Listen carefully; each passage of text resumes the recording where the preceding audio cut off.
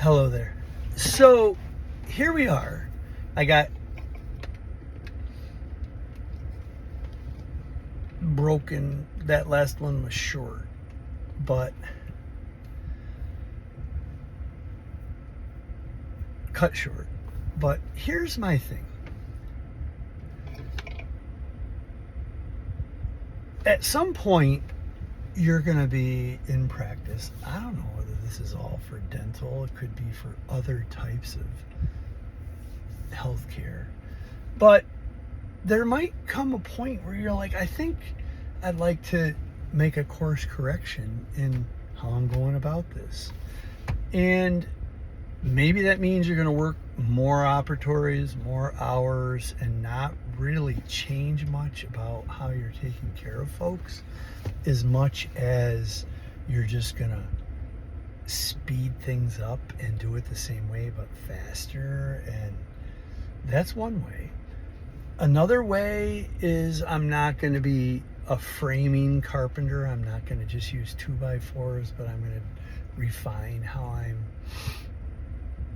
being a carpenter. I'm not going to be just a restorative dentist. I'm going to do something else.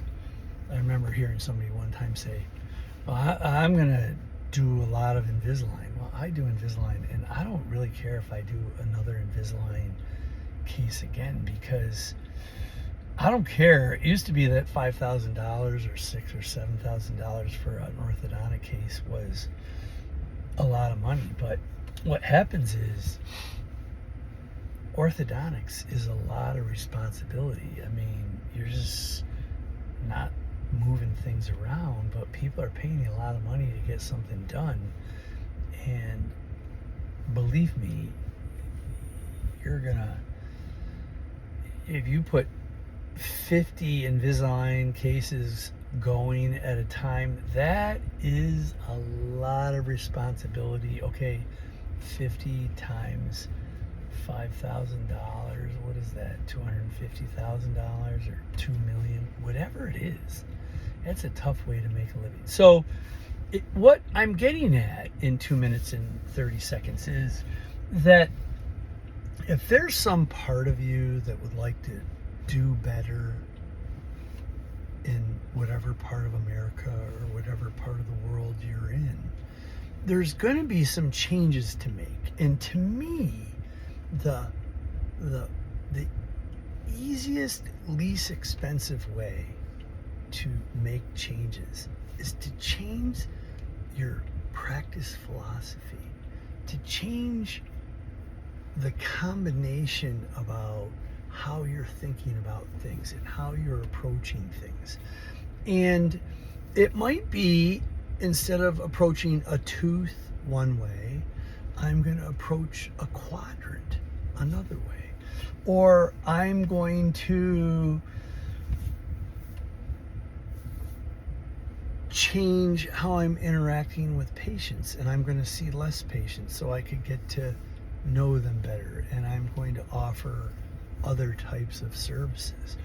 Well, it's my position that instead of trying to figure that all out by yourself, which is what I had to do and what many of us have had to do, that it's too expensive to make all of those mistakes by yourself. And that one of the big preparations for that adjustment and course correction in your practice is going to be philosophical. It's going to be communication. It's going to be how you steer your head and heart and soul in a different direction. Maybe from "you need this, Mrs. Smith," to how would the clergy go about talking about it. I've often say, I'm not a priest. I'm not a rabbi. I'm not that, hey, whatever. No, I'm kind of intense, and I am making a case that there can be some adjustments in how you look at things philosophically and how you communicate about them, and that the practice of communicating those different practice directions, those different philosophical directions, the language and the words and the communication of that matters. And if you think it doesn't, then good luck, and see if you can work out that language by yourself. But it's my position that communicating is super important in relationships, in marriages, in sales, in business. And where do you get that? Well, when you look at our report card, most of us are winging it, in my opinion, on figuring things out as we go, trial and error. And our report card about how we're doing is like 50% of marriages don't make it. That's not too good. We're not doing great with our communication skills. Another thing is choices and the language of values and the language of our heart and soul. Well, what's that? Well, you know what it is? It's how everybody else works. So that when you are interacting with a patient, what's going on with the language of their inner heart and soul?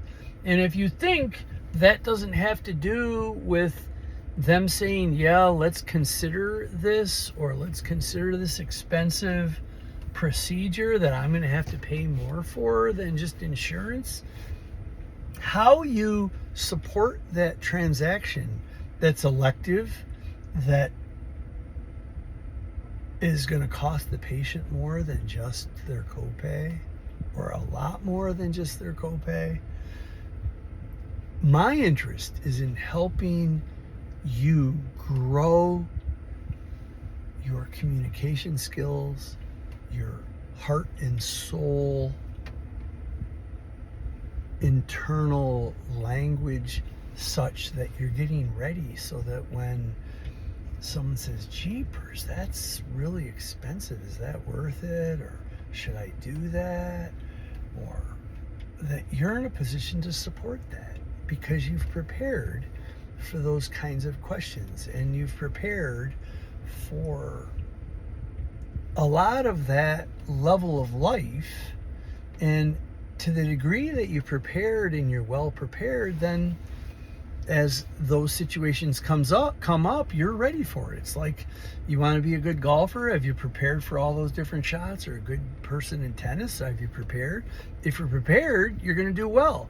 And part of what I'm throwing out here is that this language, this idea of preparing for the mental game of dentistry or healthcare, and preparing for the spiritual element of this, not as like some kind of freak talking about granola and yoga and vitamins. No, not that. It's that dentistry's scary. Patients are afraid. They're afraid of money. They're afraid of a lot of things.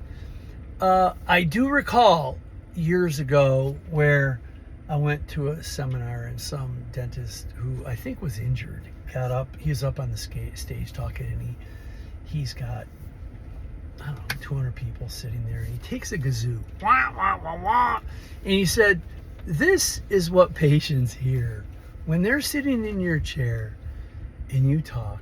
This is what they hear. And he put the kazoo in, he goes, wah, wah, wah, money, wah, wah, wah, pain, wah, wah, wah, wah, wah, needles, wah, wah, wah, mouth open, choking. They don't hear hardly anything about what you're talking about. You think you're explaining things, and they're scared to death, and they're afraid, and they're nervous, and they're worried about the money side of it. And what have you done to prepare yourself to support that stuff that's going on behind the scenes? And that's what I'm talking about. That to the degree that you prepare yourself to deal with that stuff better than your competitors, you're going to do better than them. Way better. Because there's only so much they can figure out by themselves. And if they do the work to get as prepared as you are, then they're going to probably do well too. But if they don't, you have a competitive advantage And you might say, well, healthcare is not about competition. Whatever. I don't care whether if that's the language that you want to use, then we're not a good fit. But you worked like mad to do well in school, competitive.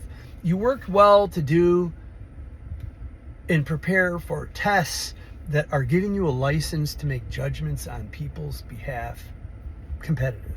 And if you think you can just show up in the work environment and lose all of that, no.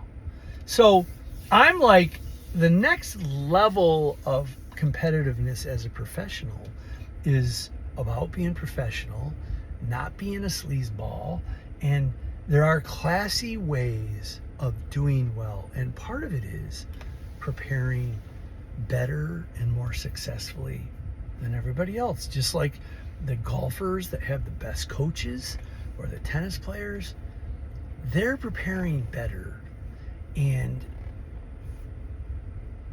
it's my position that working with somebody who would like to help you get better at that from a language communication skill is what this is all about.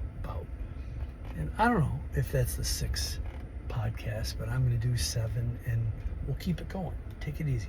Bye-bye.